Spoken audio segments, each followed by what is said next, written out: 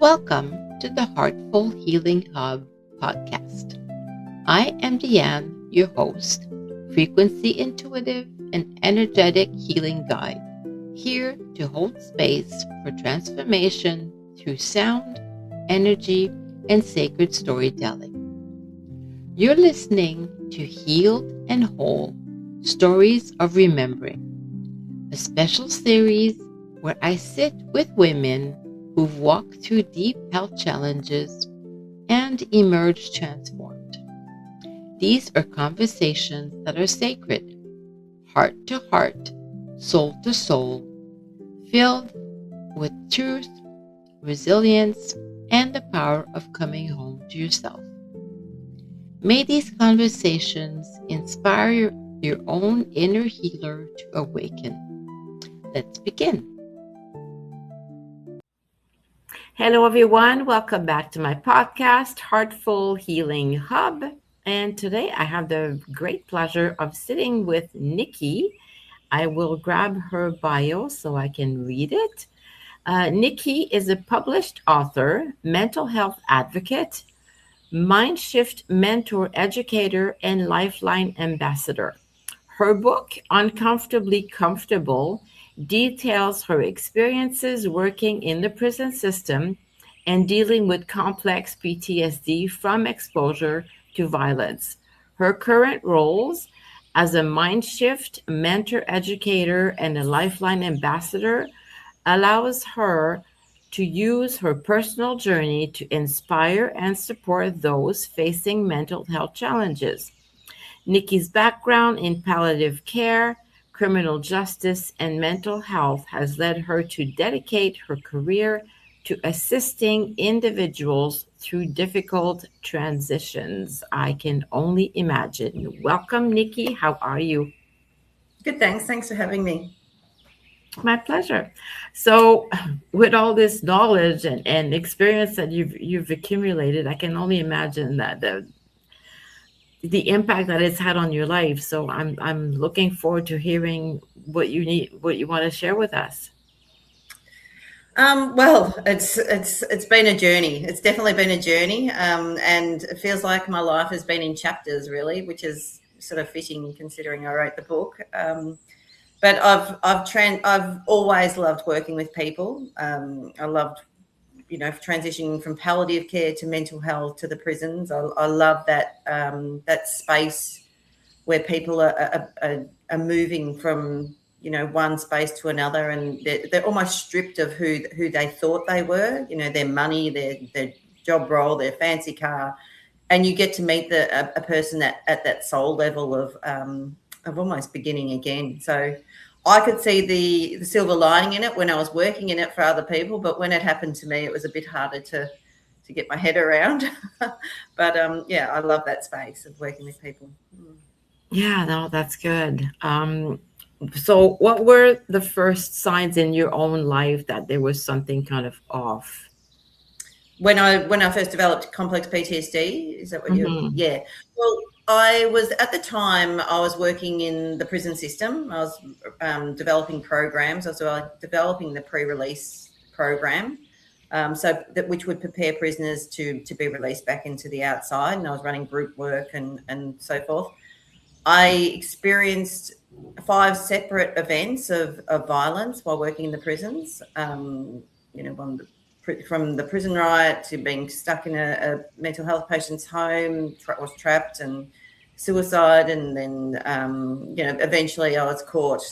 When I finally broke, I was caught up in one of the prisons with a prisoner stabbing another prisoner, and that's when my brain said enough. Enough. Because the way I dealt with all the other incidents as well, I would busy myself. I'd make myself very busy at work. I was achieving a lot, but I was not listening. I was not taking care of my mental health at all. And my brain more or less said to me, if you're not going to take care of you, I am, and we're going to shut down. And so that's what happened. I went to work, competent, capable, professional woman, and I came home that night and I couldn't string a sentence together. Oh, wow. Yeah. And that's, unfortunately, what often happens is our body is, trying to communicate with us one way or another, and then we're not paying attention, we're just ignoring it, so I'll deal with it later. And then eventually it just, okay, you're not paying attention, here you go, now you don't Yeah, have a yeah, choice. So yeah, and yeah. yeah, and that's essentially what happened. It was just I'd lost my sense of self. I'd lost my sense of purpose, my sense of security. I'd lost everything about. I was stripped back to my soul, my bare soul. Yeah. Yeah. Yeah. Yeah, it's like I said, it's incredible how our body says, okay, pay attention to me now. Mm, Otherwise, So yeah. what was the transition for you? Like, what did you use, modalities, tools, or what, how did you come out of that? Yeah. So initially, I was put on a lot of medication, like a lot, Mhm. and I'd really lost myself even more. So, I hated that. So at some point in the journey, I said to myself, I'm going to get off the medication. I know and I'm not recommending that for others, but for me, that was what I chose to do. Um, and I went down an alternative healing path, and I tried so many different things. Um, and each one was like a little gold nugget in itself. It took me a lot to get to that place, so it was only makes common sense that it's going to take you a lot of different things to help you heal. But I think for me, the biggest changing point was when I just started accepting that I actually did have complex PTSD. I beat up on myself a lot. I tried to hide the fact that I was living with a mental illness, that I didn't have anything wrong with me. And it was exhausting. It was exhausting, and it made me even more unwell. So I think that was the real breaking point when I thought, no, I'm going to embrace this. I'm going to accept it. I'm not going to make anything up about, why I'm going through a flashback or a trigger, or, I'm not going to justify. I'm going to just own it. And it was so freeing. It was really freeing. Mm. Yeah, I bet. And like, again, what tools did you use, or modalities? Did you use any breath work, or what helped you to get Yeah. back to normal, if we want? Yeah. I did. I've tried everything. So I did try breath work. For me, Mhm. initially, the breath work was quite triggering because when you're going through a life-threatening situation, you're breathing quite heavily, and it's quite it's one of the things that comes back when I have flashbacks, that heavy breathing. So initially it was quite triggering for me. So I had to Mhm. ground myself a bit more than the breath work, but now breath work, it works well for me. I tried New Calm, which is sort of like sound healing, float therapy. I tried microdosing on magic mushrooms, medical marijuana. Um, Essentially, I feel like I've tried so many things, and in the end, the other thing that worked for me too was journaling. My psychologist kept telling me, "You need to journal. You need to journal." And after a really bad nightmare one night, I resisted it for so long. I'm like, I don't want to write. I don't even know how I feel, let alone write. And after a bad nightmare, I got up and I started writing. And I just initially, not much was coming out. It was scribble, it was words. But I found, then sentences came out. And then I found after that night of writing, just pretty much not much, but it was enough. I could go back to bed and I could sleep for a while. It was almost like the journaling took the crap in my head and put it down on the paper. So it was actually a really powerful thing. And that's how the story of the book came about, through my journaling. Mm. Yeah, well, that's wonderful. And yes, Mm. I mean, I'm not a journaling kind of person, but I know that it's very, very healing for so many people to be able to get those words out, and Mm. to see them on. And it's one thing to be typing, but when you're actually taking a pen and writing it down on a piece of paper, that is the catalyst that makes such a huge difference. Yeah, it's got something to do with the emotions and the physical body doing something. So using, your rational brain and your emotional brain are working at the same time. So it's calming your emotions. And I was the same. I thought, I don't want to journal. Like I don't want to. Like I just didn't want to. I didn't. But once I started, I could see the healing in it. It was really, really powerful for me. And once I started, I couldn't stop. And I take it back to my psychologist, and she'd be able to read it back to me. And And that was a bonus for me because I didn't have to talk much during our sessions. She would just read it back and then we'd go from there.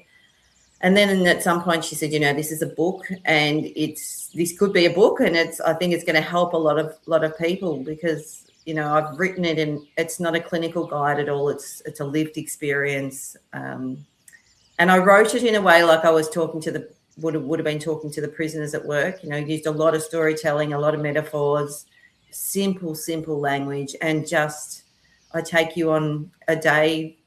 I take you on my journeys and my stories, and and it's doing really well, which I'm feeling blessed about.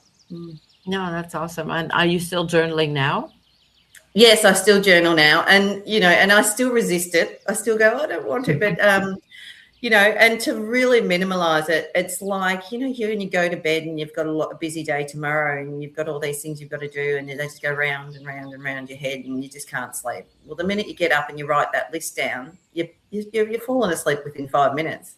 So that's essentially what journaling does. It takes the crap out of your head and puts it on paper, and it allows you to sleep. So for me, it was a real gift of trauma, learning how to journal. Yeah, no, I can imagine. Like for me, I guess my biggest hurdle would be like at night, when you're trying to sleep, the last thing you want to do is turn on the light and start writing. You just want to That's right. sleep. You do. So, But it's those, and it's not, you don't get up and just journal in the middle of the night if there's not much going on, but it's those heavy nights where you're having horrific nightmares, or you just, you're tossing and turning, you've got a lot going on in your head. They're the nights that are beneficial to get up, journal for half an hour, and then go back to sleep, and you'll find it really does work. Like, I didn't believe in it too, but now I'm a real advocate for it. So yeah, well, and I can see that. But like I said, like there's a couple of nights recently where I'm like, it's 1 o'clock in the morning and I'm still like, I need to go to sleep here. I'm just tired. But like I said, the last thing I feel like doing is turning on the light and start writing. So no. But then you've got the choice to turn on the light and start writing, or you've got the choice to toss and turn for the next 3 hours. So it's it's something you have to push yourself to do. But I found it beneficial. Yeah. I mean, like I said, journaling is amazing for so many people. I don't usually need it. I mean, usually I'm asleep by 10 o'clock or 11, but there are some.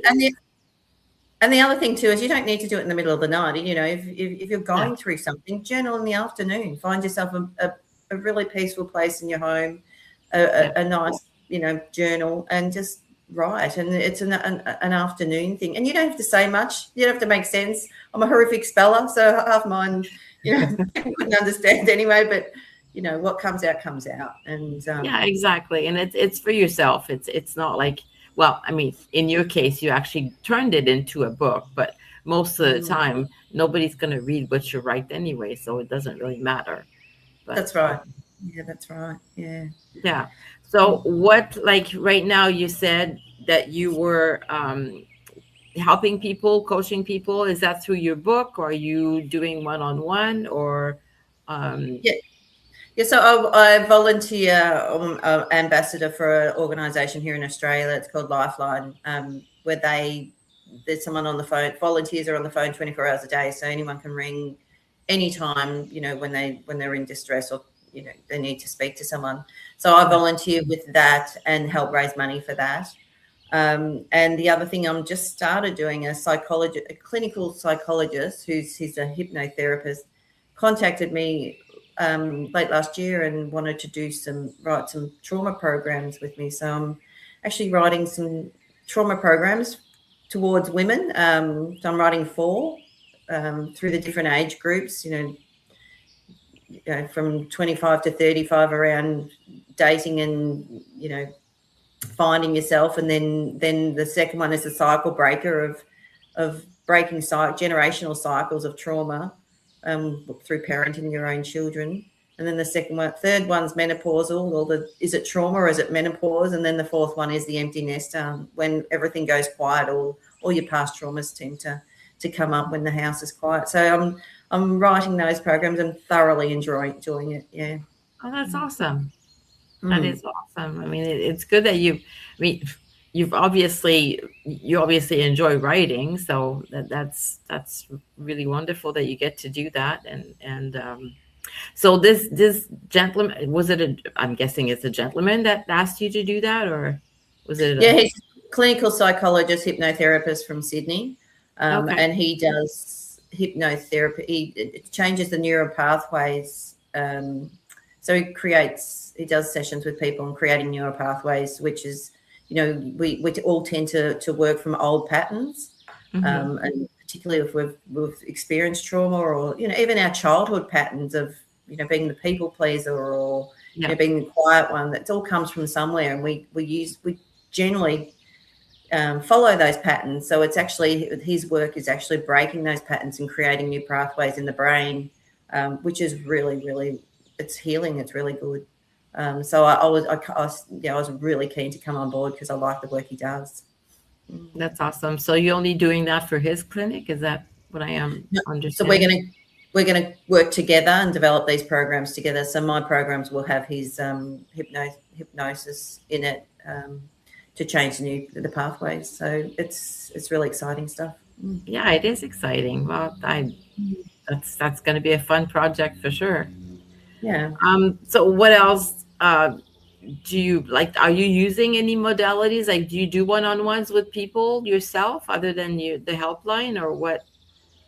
I'm thinking I will. I'm thinking I will eventually get back into to doing that. Only because I love working with people. Writing the book was such a solo event, and you spend a Yeah. lot of time on your own, and it was almost like going through a pregnancy and writing. I got the stretch marks to prove it from the eating late at night, and but yeah, now I want to work with people. I really miss that. Hmm. And I'm still living with complex PTSD, so I can't put myself back out into that prison world environment Right. again, because I get triggered very easily, and I'll probably do more harm than good now. So Yeah. in the healing space is a lot more fitting for me, when people are at that space where they really want to heal, and I'd love to walk the journey with them. Mm. That's awesome. Awesome. Awesome. Any other projects that you have coming up, or what are you working on? Well, I've started learning about, throughout my book. I use the kintsugi metaphor. The Japanese What is broken that? bowls. So in Japan, that when a bowl is broken, rather than throw it away, Oh, they yes. yeah, they repair it with gold, making it more Yeah. unique, beautiful, and more valuable than it was before. So I thread that through my book, and I really got interested in it, and I thought, I want to learn how to do that. So I've been actually doing that. And it's a really calming, lovely thing to do. It's taking something that was broken and putting it back together, and it takes patience, and Yeah. so yeah, it's a really, really lovely practice to Yeah. practice I mean, practice life. that practice can be done like uh, physically, and also like um emotionally. You can work on your challenges, and kind of put gold in there. Yeah, and that essentially, that's what I did as part of my healing. I used that metaphor, Yeah. and that's why I started accepting myself and started saying, "Well, I have got gold cracks all throughout me, and I'm not going to hide them anymore. I'm going to be authentically me. And if this is, with my triggers and my flashbacks, and in the past, I'd be embarrassed if I was having a flashback, because it just pulls you out of the present and throws you back in the past." And Mm, I'm sure from the observer, they're probably thinking, what in the hell is going on with this woman? But you have no control over it. yeah. Um, and in the past, I'd be like scrounging for like trying to explain what was happening and justify, why I was sort of lost it for a while. But now I just openly say, look, I had a flashback then. I was triggered. Sorry. I was triggered, and it's what happened. And life is so much easier. Like, it's just, I'm not hiding. I'm me. This is who I am now, and I'll get better over time, hopefully, and I'll be a different person in 10 years time, and that's who I'll be then. So yeah, I'm that. Apart from everything else, I think just accepting who you are and your flaws and is the most powerful thing you can do for yourself. It's so Yeah. freeing. Yes, and that's what I was going to say. It's like when you're going through like a trigger or something, and then you feel like you're having to hide it. That Mm. even compounds the stress and everything, because you're Yes. just feeling like, oh no, nobody can see this. So you're Mm. even more stressed out and even more into a trauma. You're putting your body even more in trauma. So yeah, it's Yeah. Yeah. And particularly like if it, because I disassociate too, mhm, which is part of the PTSD. yeah. And to try and explain that to someone is who's never experienced it is just mind blowing. So, just, and by not owning that I have got complex PTSD, I'm sure people just thought I was crazy. I was mad. So, by saying, I've got PTSD, I just checked out for a while, and I disassociated. Then that's all I need to say. Yeah, that's all I have to say, and it's up to them what they make it of it. But yeah, it's a very strange experience living with PTSD. You constantly being pulled back into the past. Mm. Hmm. Yeah.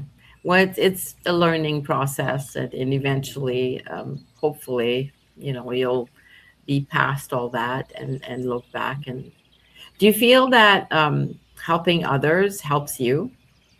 Yeah, when I was first diagnosed with it, I had no idea. Well, I had an idea. I knew that PTSD was associated with combat soldiers, but that's pretty much all I excuse me, all I knew about it. So I went on, another reason why I wrote the book is I wrote the book that I needed at the time. I needed Mhm. to learn what was happening in my brain. I couldn't understand it, and I just kept trying to fight against it, just saying, just be strong, just be strong. You work with violence, so just accept it. So I got all those clinical books and I pulled apart all, I made sense of it in my own way, and I gave the different, the amygdala. I gave them little characters and little names, and I've written an ebook now, which is free on my website that anyone can download. So it made sense to me in a very, very simple way what was happening during a trigger, what was happening during a flashback, and it really helped because I eased up on myself. I was um, not as hard on myself because I'm like, I have no control over this. Like Yeah. it's reacting to things in the past. So by writing the book and the programs, I've got this really deep drive now to help people see this about themselves. Stop beating up on yourself. This is something you experience one of the most horrific things, or quite a few horrific things if it was childhood Mhm. trauma, and Mhm. your brain is left reacting the same way now as what you were reacting then. So you were totally normal. Your reactions are totally normal in an abnormal situation. So my drive and my aim is to really share that message with people, is just, you learn about yourself and accept yourself, and go on your journey. You've walked through hell. Don't stay there. Keep walking. So yeah, that's my drive. That's Yeah. my purpose. Mm. Loving ourselves can be challenging at times, but that is actually the best present we can give ourselves, is just being kind and gentle and loving, as if you were talking to a small baby, and just coddling it, and him or her, and Yeah. just Yeah. be that for ourselves. and Mm. and And yeah. realize that we're all just going through chapters, really. Yeah. You have your good chapters and you have your bad chapters, and if you can come out at the end a more knowledgeable and better person than what where you are now, that's all you can ask of yourself. Hmm. Yeah. Mm. Yeah, for sure. I mean, and if I mean, not to say that, I mean, nobody wants to go through the best, the worst part and everything, but you wouldn't appreciate the wonderful things that happen if you didn't experience some of the not so great. Yeah, So, yeah, and I write about the gifts of trauma in my book. I received a lot of good gifts of trauma. Just that whole, while working in the prison system, I become very numb. I was working with sex offenders and serious violent offenders, and you become numb to the horrors of the world. yeah. And through this experience, I've been able to feel again. I've been able, given they're extreme, I have extreme feeling, but I can feel again. Yeah. Um, I've got heightened intuition, which is sometimes bad, but it's sometimes amazing because it's almost sometimes I feel like I know what people are doing and going to say before they've even said it. I can see the values in the small things now, the children and animals and, just, yeah. So there's been a lot of gifts in trauma too, it just strips you back to your soul and, yeah, you just get a new start. Yeah, well, as you said earlier at the beginning of our conversation here, it's the silver lining underneath all that, right? I mean, and I'm not going to say 100% of the time, but 99% of the time, there is a silver lining. And Mm, we may not see it immediately, but down the road, it's like, oh, right. mm. That's Yeah, the, and I suppose the thing is that another shifting, there was a lot of shifting points for me. I can't say that there was one, there was a lot.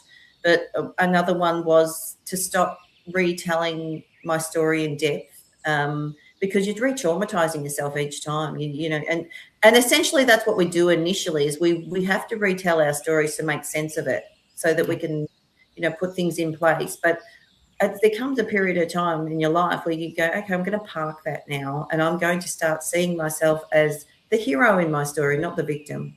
And I'm yeah, going to start looking at my strengths and my resilience, and I'm going to look at myself differently, and I'm going to forgive all, of how I acted and forgive what happened to me in a way, not forget, but, just to look at the strengths and look at yourself as the real hero in your own story. And again, that's another big shift. It takes a lot of self talk. These things aren't easy. It takes a lot of self talk, and we all slip. But you know what? You get one life, and it's worth it. It's worth it yeah. to make it good.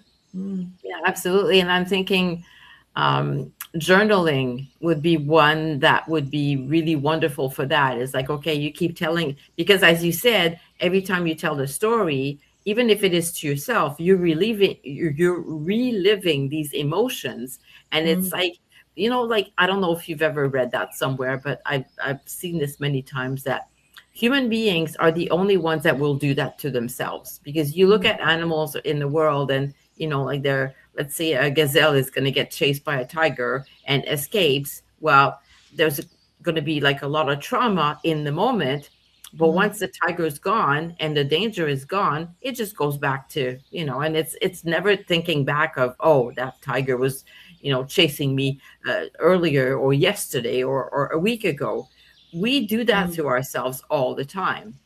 So Yeah, we do. again, going back to what I said is like journaling can be a good thing to kind of say, as you said, just park it there and say, Mm, okay, mm. I'm done with that. Yeah, and another good that it's interesting you talk about nature because I do talk about nature and also how Indigenous deal with trauma in my book. It's a chapter in my book, different Indigenous cultures. And the thing is that like the gazelle you were just talking about, what happens in that time? They're in fight, flight, they're running, and they're Oh yeah, they're in trauma. But once that sort of subsides, they shake. It's a natural thing. They yeah. shake off the trauma.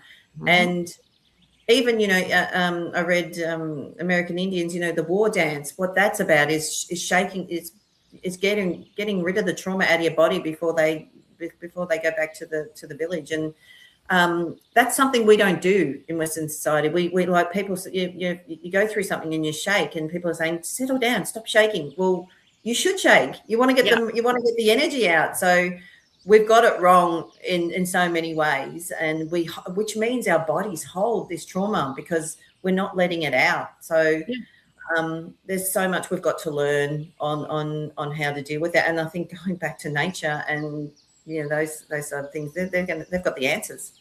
yeah. Well, I'm gonna kind of maybe rephrase what you said. It's not something we have to learn. It's something we have to remember because we know Mm, how to do it. I mean, you just said that. mm, This is something that we used to do, and it's something that people, Aboriginal people all around the world, they do. They'll dance and they'll shake, and then they'll do all that, mm, not because they were taught to do this. It's just because this is something that is natural. It's a natural progression of, okay, I'm stressed. I need to shake that out. And I Mm. mean, there's a lot of times, I don't know if you have that expression, but like shake it off.